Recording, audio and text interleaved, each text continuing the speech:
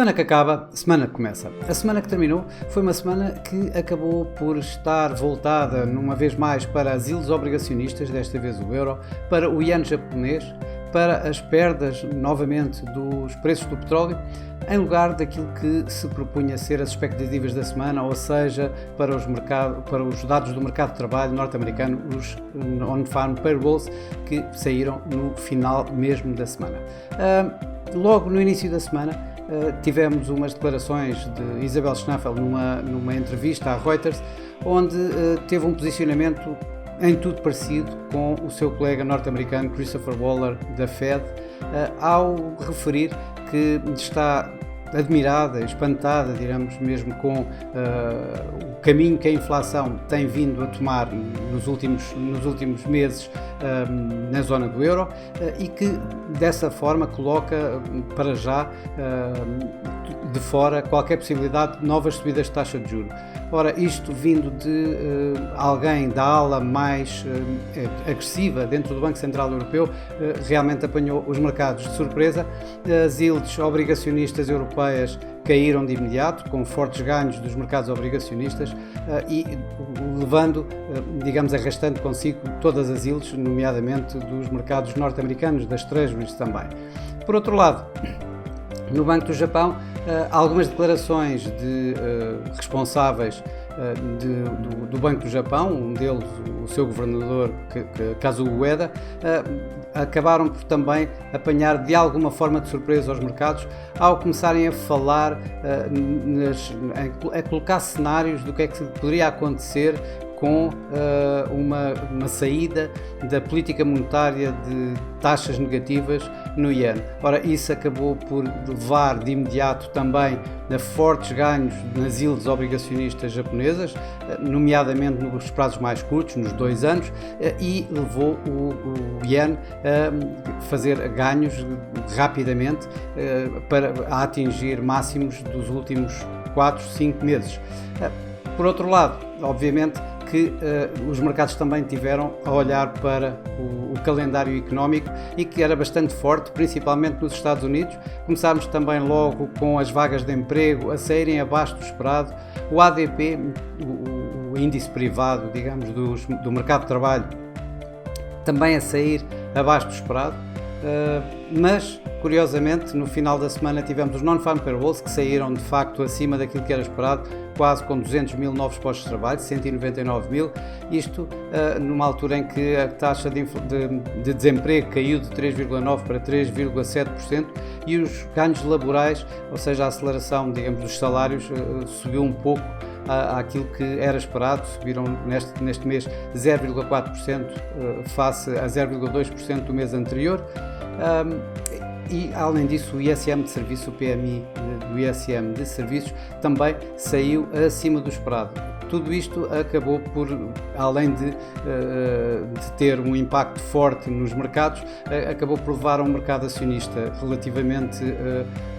disparo, mas aí já vamos. Para já tivemos também ainda 2 bancos centrais, o Banco do Canadá e o Reserve Bank of Australia, ambos mantiveram as suas taxas inalteradas, o Banco do Canadá nos 5%, o RBA nos 4,35% e obviamente que ambos continuam a dizer que, se tal for necessário, vão subir uma vez mais as taxas de juros. Tal como eu comecei por dizer, os mercados acionistas estiveram um pouco mistos, digamos, para dizer o melhor. O mercado asiático, entre ganhos e perdas, o mercado europeu foi o que mais ganhou, obviamente, yields mais baixas do euro e expectativas mais altas de cortes de taxa de juros por parte do Banco Central Europeu, digamos, deram aqui assim algum apoio aos mercados acionistas europeus. Aí o DAX, como provemos por aqui, o DAX ganhou esta semana um pouco mais de 2%, isto foi mais ou menos a média na Europa. O S&P 500 acabou por terminar a ganhar apenas 0,21%, em que o que se destacou nos Estados Unidos esta semana foi o tecnológico Nasdaq, com o frenesi em torno da inteligência artificial a continuar a apoiar as ações tecnológicas, e por outro lado houve uma negociação bastante mista na Ásia, mais para o negativo do que para o positivo, em que obviamente os índices japoneses, nomeadamente o Nikkei, que foi o que liderou as perdas, caiu mais de 3%, isto com o impacto do Yen bastante mais forte dos últimos 5 meses aproximadamente. No mercado nacional, o PSI 20 acabou abaixo dos seus pares na Europa, ganhando apenas 0,61, ajudado pela Motengil, que voltou a ganhar esta semana cerca de 7%, e pressionado pela Galp. Os preços do petróleo em queda acabam por pressionar as petrolíferas também, em que perdeu cerca de 3%. No mercado cambial, além dos, obviamente, ganhos do Yen que já mencionámos anteriormente, tivemos esta semana as perdas do dólar australiano, um pouco desiludidos com o wording, a comunicação por parte de Michel Bullock, do RBA. Tivemos, depois de fortes ganhos nas últimas semanas, perdas também do dólar neozelandês, e o dólar canadiano ficou praticamente inalterado. Obviamente que aqui o que vamos ter no nosso gráfico da semana é o euro-dólar, que começou a semana muito perto dos 1,09 e acabou bem abaixo de 1,07, de 1,08 a 1,0763, e o dólar yen, que começou uma semana acima dos 147, à volta dos 147, fez um mínimo dos últimos 5 meses à volta dos 141,5, 141,62, para terminar a semana nos 145. Nos mercados das commodities, a continuação dos ganhos do dólar acabou por pressionar desta vez o ouro, que acabou por perder mais 2,4%, mesmo com as yields a cair, e o petróleo continua em queda. O WTI fechou a perder esta semana cerca de 4%, um pouco menos, 3,8%, isto com os mercados a continuarem preocupados com uma procura cada vez mais fraca, com a indústria a nível global a decair, e por outro lado a ficarem desiludidos um pouco com as ações da OPEP, que acabaram por ter aqueles cortes voluntários que de facto não estão a resultar nos preços. A semana que vai começar é uma semana dominada praticamente inteiramente pelos bancos centrais, ainda por cima os maiores bancos centrais a nível global, além de que obviamente vamos ter também os dados económicos. Claro que com isso tudo, onde se vai refletir provavelmente serão mais ganhos ou perdas cambiais, nomeadamente no euro-dólar, no dólar, no iene japonês, que continua bastante bem focado, e as divisas relacionadas com os bancos centrais que vão ter lugar esta semana, e são bastantes. Obviamente que isso vai se refletir também nas yields obrigacionistas, em que os mercados vão estar atentos e que vão dar, digamos, a direção das próprias divisas. A nível de dados económicos, a inflação nos Estados Unidos é o ponto forte, digamos assim. É esperada uma ligeira queda de 3,2% para 3,1%, com a inflação subjacente a manter-se nos 4%, e a nível mensal a inflação até poderá subir ligeiramente, isto por causa dos efeitos base e tudo mais que que temos vindo a referir. Na Europa vamos ter os PMIs, onde é esperado, na Europa e não só, mas principalmente na Europa é onde os mercados estão mais dirigidos em relação ao PMI, e que se espera aqui assim alguma pequena recuperação na atividade empresarial, tanto no setor de serviços como no setor manufatureiro, mas de facto a continuarem em terreno negativo. Mas são nos bancos centrais principalmente que os mercados vão estar a olhar. São muitos os bancos centrais, desde o Banco Central Europeu, a Reserva Federal, Banco de Inglaterra, todos eles, o Banco Nacional da Suíça, o Norges-Bank. O Banco Nacional da Suíça e o Norges-Bank, aliás, o Banco Nacional da Suíça deverá manter a sua taxa inalterada nos 1,75%.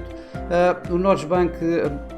há alguma no mercado, há expectativas sobre a possibilidade de um aumento da sua taxa de juros, ou a continuidade, um aumento de 25 pontos, ou a continuidade da sua taxa de juros. Isto muito a ver com as perdas cambiais que a coroa norueguesa tem tido, mas por outro lado